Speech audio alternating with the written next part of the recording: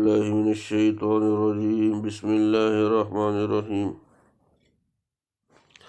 أعوذ بالله من الشيطان الرجيم. بسم الله الرحمن الرحيم. أعوذ بالله من الشيطان الرجيم. بسم الله الرحمن الرحيم. أعوذ بالله من الشيطان الرجيم. بسم الله الرحمن الرحيم. أعوذ بالله من الشيطان الرجيم. بسم الله الرحمن الرحيم. إذ قال الله يا عيسى إني متوفيك ورافعك إلي ومطهرك من الذين كفروا وجاعل الذين اتبعوك فوق الذين كفروا إلى يوم القيامة ثم إلي مرجعكم فأحكم بينكم فيما كنتم فيه تختلفون. فأما الذين كفروا فأعذبهم عذابا شديدا في الدنيا والآخرة وما لهم من ناصرين. وأما الذين آمنوا وعملوا الصالحات فيوفيهم أجورهم والله لا يحب الظالمين. ذلك نتلوه عليك من الآيات والذكر الحكيم. إن مثل عيسى عند الله كمثل آدم خلقه من تراب ثم قال له كن فيكون. الحق من ربك فلا تكن من الممترين. ومن حاجك فيه من بعد ما جاءك من العلم فقل تعالوا ندعو أبناءنا وأبناءكم ونساءنا ونساءكم وأنفسنا وأنفسكم ثم نبتهل فنجعل لعنة الله على الكاذبين. إن هذا لهو القصص الحق وما من إله إلا الله وإن الله لهو العزيز الحكيم. فإن تولوا فإن الله عليم بالمفسدين. بسم الله الرحمن الرحيم. إذ قال الله يا عيسى إني متوفيك ورافعك إلي ومطهرك من الذين كفروا وجاعل الذين اتبعوك فوق الذين كفروا إلى يوم القيامة ثم إلي مرجعكم فأحكم بينكم فيما كنتم فيه تختلفون. آسان ترجمہ. جب قال کہا اللہ یا عیسیٰ اے عیسیٰ انی میں متوفی کا قبض کر لوں گا تجھے ورافع کا اور اٹھا لوں گا تجھے اند الیہ اپنی طرف مطہر کا اور پاک کر دوں گا تجھے من سے الذین وہ لوگ جو کفروا انہوں نے کفر کیا وجاعل اور رکھوں گا الذین وہ جنہوں نے اتبعوا کا تیری پیروی کی فوقا اوپر الذین جنہوں نے کفر کیا الی تک یوم القیامت قیامت کا دن ثم پھر الیہ میری طرف مرجعکم تمہیں لوٹ کر آنا ہے فحکم پھر میں فیصلہ کروں گا بینکم تمہارے درمیان فیما جس میں کنتم تم تھے فی میں تختلفون اختلاف کرتے تھے. جس وقت کہا اللہ نے اے عیسیٰ میں لے لوں گا تجھ کو اور اٹھا لوں گا اپنی طرف اور پاک کر دوں گا تجھ کو کافروں سے اور رکھوں گا ان کو جو تیرے تابع ہیں غالب ان لوگوں سے جو ان کا رد کرتے ہیں قیامت کے دن تک پھر میری طرف ہے تم سب کو پھر آنا پھر فیصلہ کر دوں گا تم میں جس بات میں تم جھگڑتے تھے. فَأَمَّا الَّذِينَ كَفَرُوا فَأُعَذِّبُهُمْ عَذَابًا شَدِيدًا فِي الدُّنْيَا وَالْآخِرَةِ وَمَا لَهُم مِّن نَّاصِرِينَ. آسان ترجمہ. فَأَمَّا پس الَّذِينَ جن لوگوں نے کفر کیا فَأُعَذِّبُهُمْ سو انہیں عذاب دوں گا عذاب شدید سخت فی میں دنیا والآخرہ اور آخرت وما اور نہیں لہم ان کا من سے ناصرین مددگار. سو وہ لوگ جو کافر ہوئے ان کو عذاب کروں گا سخت عذاب دنیا میں اور آخرت میں اور کوئی نہیں ان کا مددگار. وَأَمَّا الَّذِينَ آمَنُوا وَعَمِلُوا الصَّالِحَاتِ فَيُوَفِّيهِمْ أُجُورَهُمْ وَاللَّهُ لَا يُحِبُّ الظَّالِمِينَ. آسان ترجمہ. وَأَمَّا اور جو الَّذِينَ جو لوگ آمنوا ایمان لائے وعملوا اور انہوں نے کام کیے صالحات نیک فیوفیہم تو پورا دے گا اجورہم ان کے اجر واللہ اور اللہ لا یحب دوست نہیں رکھتا الظالمین ظالم. جمع. اور وہ لوگ جو ایمان لائے اور کام نیک کیے سو ان کو پورا دے گا ان کا حق اور اللہ کو خوش نہیں آتے بے انصاف. بادشاہ نے لوگوں کو مامور کیا کہ مسیح علیہ السلام کو پکڑے سولی پر چڑھائیں اور ایسی عبرتناک سزائیں دیں جس سے دیکھ کر دوسرے لوگ اس کا اتباع کرنے سے رک جائیں. فبعث فی طلبہ من یاخذ ویسلب انقلب بھی. ابن کثیر خداوند قدوس نے اس کے جواب میں مسیح علیہ السلام کو مطمئن فرما دیا کہ میں ان اشقیاء کے ارادوں اور منصوبوں کو حق میں ملا دوں گا۔ یہ چاہتے ہیں کہ تجھے پکڑ کر قتل کر دیں اور پیدائش و بعثت سے جو مقصد ہے پورا نہ ہونے دیں، اور اس طرح خدا کی نعمت عظیم کی بے قدری کریں، لیکن میں ان سے اپنی یہ نعمت لے لوں گا۔ تیری عمر مقدر اور جو مقصد عظیم ہے اس سے متعلق ہے پورا کر کے رہوں گا، اور تجھ کو پورے کا پورا صحیح و سالم لے جاؤں گا کہ ذرا بھی تیرا بال بیگا نہ کر سکیں۔ بجائے اس کے کہ وہ لے جائیں، خدا تجھ کو اپنی پناہ میں لے جائے گا۔ وہ صلیب پر چڑھانا چاہتے ہیں، خدا تجھ کو آسمان پر چڑھائے گا انشاءاللہ۔ ان کا ارادہ ہے کہ رسوا کن اور عبرتناک سزائیں دے کر لوگوں کو تیرے اتباع سے روک دیں، لیکن خدا ان کے ناپاک ہاتھ تیرے تک نہ پہنچنے دے گا، بلکہ اس گندے اور نجس مجمع کے درمیان سے تجھ کو بالکل پاک و صاف اٹھا لے گا، اور اس کے بجائے کہ تیری بے عزتی ہو اور لوگ ڈر کر تیرے اتباع سے رک جائیں، تیرا اتباع کرنے والوں اور نام لینے والوں کو قرب قیامت تک منکروں پر غالب و قاہر رکھے گا۔ جب تک تیرا انکار کرنے والے یہود اور اقرار کرنے والے مسلمان یعنی سارا دنیا میں رہیں گے، ہمیشہ اقرار کرنے والے منکرین پر فائق و غالب رہیں گے۔ اقرار کرنے والے منکرین پر فائق و غالب رہیں گے۔ بعد وہ ایک وقت آئے گا جب تجھ کو اور تیرے موافق مخالف سب لوگوں کو میرے حکم کی طرف لوٹنا ہے۔ اس وقت میں تمہارے سب جھگڑوں کا دو ٹوک فیصلہ کر دوں گا اور سب اختلافات ختم کر دیے جائیں گے۔ یہ فیصلہ کب ہوگا اس کی جو تفصیل فَأَمَّا الَّذِينَ كَفَرُوا فَأُعَذِّبُهُمْ عَذَابًا شَدِيدًا فِي الدُّنْيَا وَالْآخِرَةِ وَمَا لَهُم مِّن نَّاصِرِينَ۔ سورہ آل عمران آیت نمبر 56 سے بیان کی گئی ہے۔ وہ بتلاتی ہے کہ آخرت سے بیشتر دنیا ہی میں اس کا نمونہ کر دیا جائے گا، یعنی اس وقت تمام کافر عذاب شدید کے نیچے ہوں گے، کوئی طاقت ان کی مدد اور فریاد کو نہ پہنچ سکے گی۔ اس کے بالمقابل جو ایمان والے رہیں گے، ان کو دنیا و آخرت میں پورا اجر دیا جائے گا، اور بے انصاف ظالموں کی جڑ کاٹ دی جائے گی۔ امت مرحومہ کا اجماعی عقیدہ ہے کہ جب یہود نے اپنی ناپاک تدبیریں پختہ کر لیں تو حق تعالیٰ نے حضرت مسیح علیہ السلام کو زندہ آسمان پر اٹھا لیا۔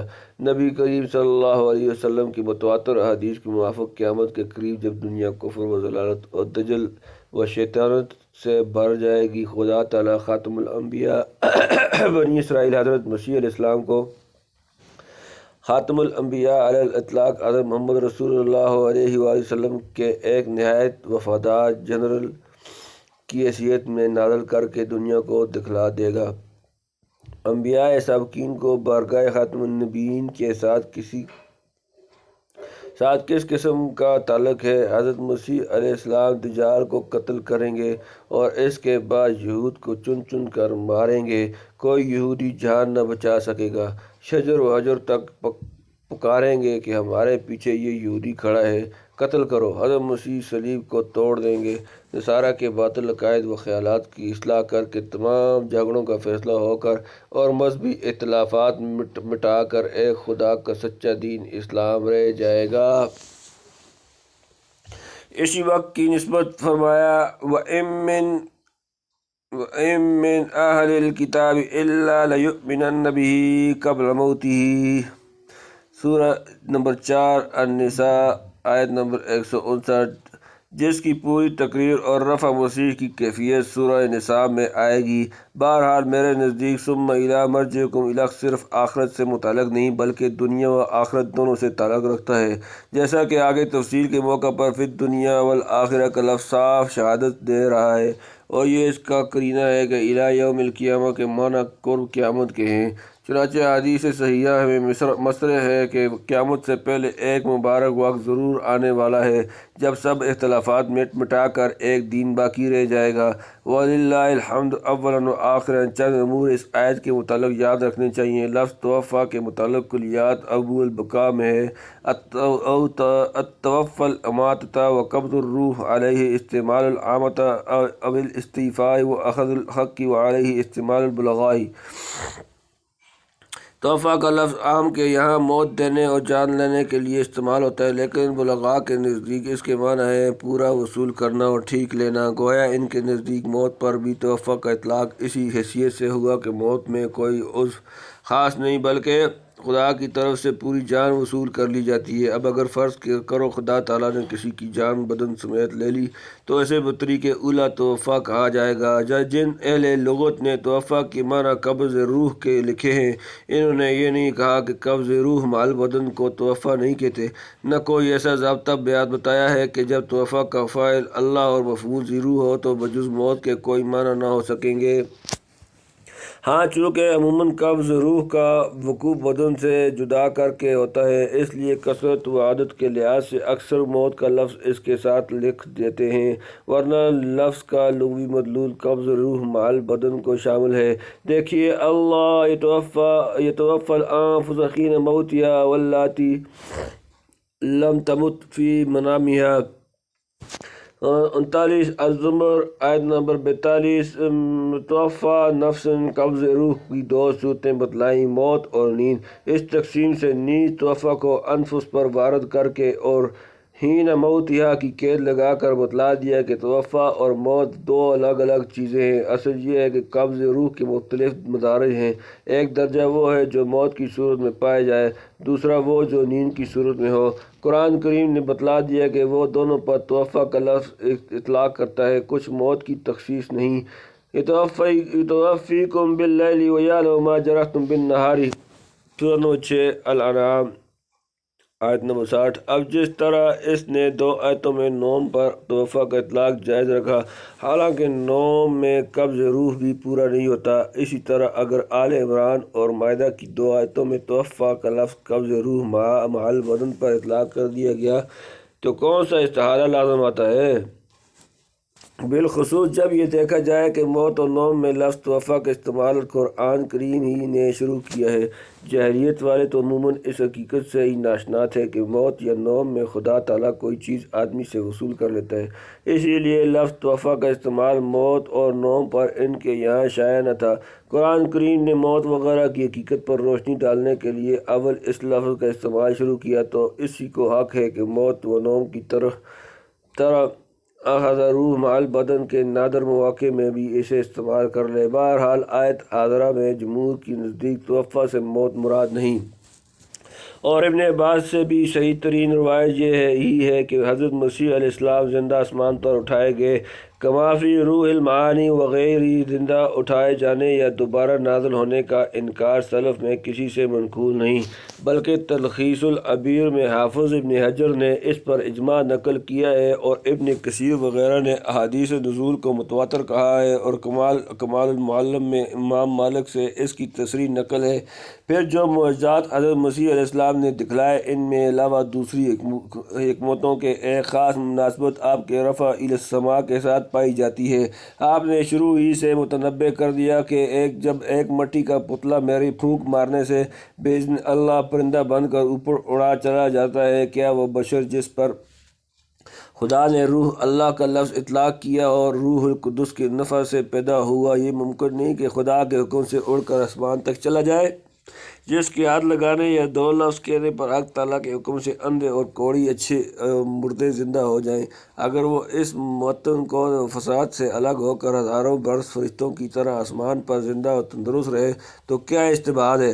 قال قتادہ فطار مع الملائکۃ فہو معہم حول العرش وصار نسیا ملکیاً سماویاً ارضیاً بغوی۔ اس موضوع پر مستقل رسالہ اور کتابیں شائع ہو چکی ہیں، مگر میں اہل علم کو توجہ دلاتا ہوں کہ ہمارے مخدوم علامہ فقید النظیر مولانا سید محمد انور شاہ کشمیری اطال اللہ بقاہ رحمۃ اللہ علیہ نے رسالہ عقیدۃ الاسلام میں جو علمی لال و جواہر ودیت کیے ہیں، ان سے متمتع ہونے کی ہمت کریں۔ میری نظر میں ایسی جامع کتاب اس موضوع پر نہیں لکھی گئی۔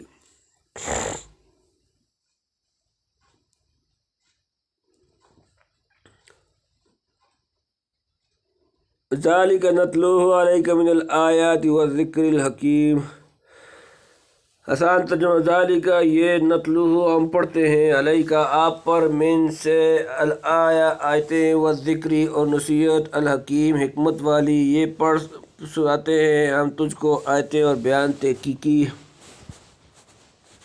تحقیقی ان مثل عیسیٰ عند اللہ کمثل آدم خلقہ من تراب ثم قال له کن فیکون۔ آسان ترجمہ ان بے شک مثلا مثال عیسیٰ عند اللہ اللہ کے نزدیک کمثل مثال جیسی آدم خلقہ اس کو پیدا کیا من سے تراب مٹی ثم پھر قال کہا لہو اس کو کن ہو جا فیکون سو وہ ہو گیا۔ بے شک عیسیٰ کی مثال اللہ کے نزدیک جیسے مثال آدم کی بنایا اس کو مٹی سے پھر کہا اس کو کہ ہو جا وہ ہو گیا۔ نصارہ اس بات پر حضرت سے بہت جھگڑے کہ عیسیٰ بندہ نہیں اللہ کا بیٹا ہے، آخر کہنے لگے کہ وہ اللہ کا بیٹا نہیں تو تم بتاؤ کس کا بیٹا ہے؟ اس کے جواب میں یہ آیت اتری کہ آدم کے تو نہ باپ تھا نہ ماں، عیسیٰ کے باپ نہ ہو تو کیا ہو جب موضوع القرآن۔ اس حساب سے تو آدم کو خدا کا بیٹا ثابت کرنے پر زیادہ زور دینا چاہیے، حالانکہ کوئی بھی اس کا قائل نہیں۔ فَفَهَمْ الحق من ربک ولا تکن من الممترین۔ آسان ترجمہ الحق کو حق من سے ربک آپ کا رب فلا تکن پس نہ ہو من سے الممترین شک کرنے والا۔ حق وہ ہے جو تیرا رب کہے پھر تو مت رہ شک لانے والوں سے، یعنی مسیح علیہ السلام کے متعلق جو کچھ حق تعالیٰ نے فرمایا وہی حق ہے جس میں شک و شبہ کی قطعاً گنجائش نہیں، جو بات تھی بلا کم وقت سمجھا دی گئی۔ ومن حاجك فيه من بعد ما جاءك من العلم فقل تعالوا ندعو أبناءنا وأبناءكم ونساءنا ونساءكم وأنفسنا وأنفسكم ثم نبتهل فنجعل لعنة الله على الكاذبين۔ آسان ترجمہ لعنت اللہ علی الکاذبین۔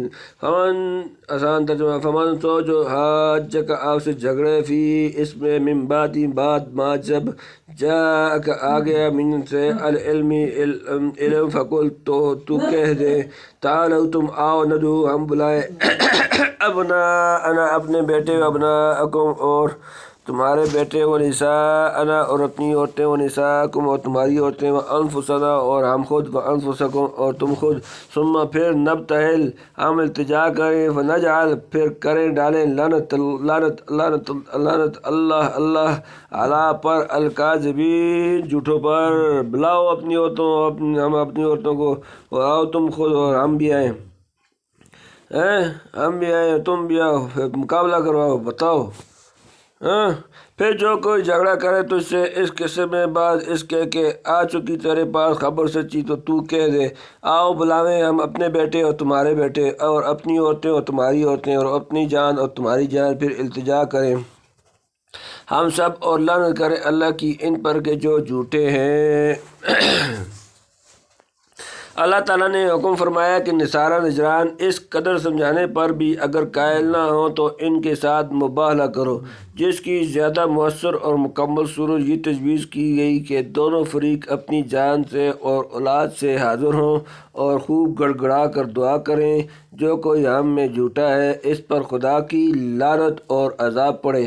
یہ مباہلہ کی صورت پہلے ہی قدم پر اس بات کا اظہار کر دے گی کہ کون فریق کس حد تک خود اپنے دل میں اپنی صداقت و حقانیت پر وثوق و یقین رکھتا ہے۔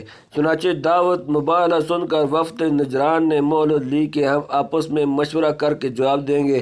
آخر مجلس مشاورت میں اس کے ہوش مند تجربہ کار ذمہ داروں نے کہا کہ ایک گروہ نصارہ تم یقیناً دلوں میں سمجھ چکے ہوگے کہ محمد صلی اللہ علیہ وآلہ وسلم نبی مرسل ہیں اور حضرت مسیح کے متعلق انہوں نے صاف صاف فیصلہ کن باتیں کہی ہیں۔ تم کو معلوم ہے کہ اللہ نے بنی اسماعیل میں نبی بھیجنے کا وعدہ کیا تھا، کچھ بعید نہیں یہ وہی نبی ہوں، پس ایک نبی سے مباہلہ و مولا نہ کرنے کا نتیجہ کسی قوم کے حق میں یہ ہی نکل سکتا ہے کہ ان کا کوئی چھوٹا بڑا ہلاکت یا عذاب الہی سے نہ بچے اور پیغمبر کی لعنت کا اثر نسلوں تک پہنچ کر رہے۔ بہتر یہی ہے کہ ہم ان سے صلح کر کے اپنی بستیوں کی طرف روانہ ہو جائیں، کیونکہ سارے عرب سے لڑائی مول لینے کی طاقت ہم میں نہیں ہے۔ یہ وہی تجویز پاس کر کے حضور صلی اللہ علیہ وآلہ وسلم کی خدمت میں پہنچے۔ آپ صلی اللہ علیہ وآلہ وسلم حضرت حسن حسین فاطمہ علی رضی اللہ تعالیٰ عنہم اجمعین کو ساتھ لیے باہر تشریف لا رہے تھے۔ یہ نورانی صورتیں دیکھ کر ان کا لاٹ پادری نے کہا میں ایسے پاک چہرے دیکھ رہا ہوں جن کی دعا پہاڑوں کو ان کی جگہ سے سرکا سکتی ہے۔ ان سے مبالغہ کر کے ہلاک نہ ہو، ورنہ ایک نصرانی زمین پر باقی نہ رہے گا۔ آخر انہوں نے مقابلہ چھوڑ کر سالانہ جزیہ دینا قبول کیا اور صلح کر کے واپس چلے گئے۔ حدیث میں حضرت صلی اللہ علیہ وسلم نے فرمایا کہ اگر مبالغہ کرتے تو وادی آگ بن کر ان پر برستی اور خدا تعالیٰ نجران کا بالکل استحصال کر دیتا، 1 سال کے اندر اندر تمام نصارہ ہلاک ہو جاتے۔ تنبیہ: قرآن نے یہ نہیں بتلایا کہ مبالغہ کی صورت میں نبی کریم صلی اللہ علیہ وسلم کے بعد بھی اختیار کی جا سکتی ہے، اور یہ کہ مبالغہ کا اثر کیا ہمیشہ وہی ظاہر ہونا چاہیے جو آپ کے مبالغہ میں ظاہر ہونے والا تھا۔ بعض سلف کے طریقۂ عمل اور بعض فقہائے حنفیہ کے تصریحات سے معلوم ہوتا ہے کہ مبالغہ کی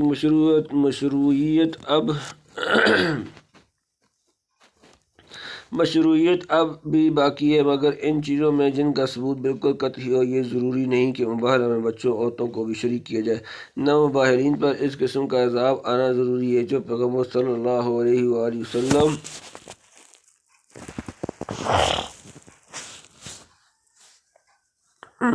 کے مبالغہ پر آتا، بلکہ ایک طرح کا اتمام حجت کر کے بحث و جدال سے الگ ہو جانا ہے۔ اور میرے خیال میں مبالغہ ہر ایک کاذب کے ساتھ نہیں، صرف کاذب معاند کے ساتھ ہونا چاہیے۔ ابن کثیر کہتے ہیں: ثم قال تعالی امرا رسولہ صلی اللہ علیہ وسلم ان یباہل من عاند الحق فی امر عیسیٰ بعد ظہور البیان، واللہ اعلم۔ ان ھذا لہو القصص الحق وما من الہ الا اللہ ان اللہ لہو العزیز الحکیم۔